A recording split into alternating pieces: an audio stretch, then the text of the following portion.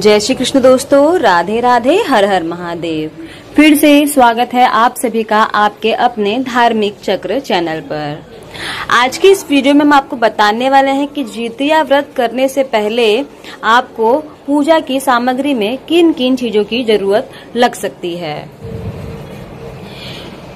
जीवित पुत्री का व्रत यानी जितिया व्रत पितृपक्ष यानी अश्विन मास की कृष्ण पक्ष की अष्टमी तिथि को रखा जाता है। यह व्रत एक कठिन व्रत माना जाता है। ऐसा कहा जाता है कि इस व्रत में माताएं अपनी संतान की सुख और लंबी उम्र की कामना करती हैं और उनके लिए आशीर्वाद मांगती हैं। आपको बता दें कि यह व्रत 3 दिन तक चलता है।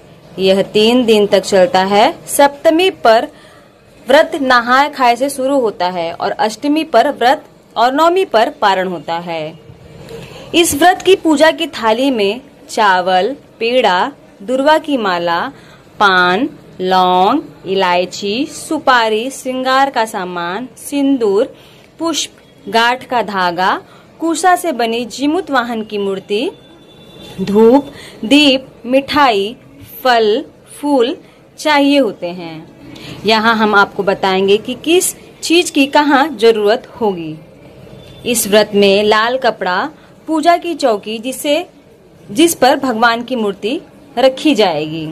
इसके अलावा मिट्टी की जरूरत होगी जिससे गणेश जी, कुशा या मिट्टी से जीमूत वाहन देव की मूर्ति, चील और सियारिन की प्रतिमा बनाई जाएगी।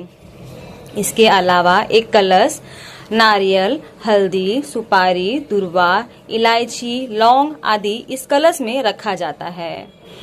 पूजा में जितिया का धागा खास तौर पर रखा जाता है। रौली, मौली और कुछ खिलौने या टाफी भी पूजा में रखते हैं और पूजा के बाद बच्चों में बांट दिया जाता है।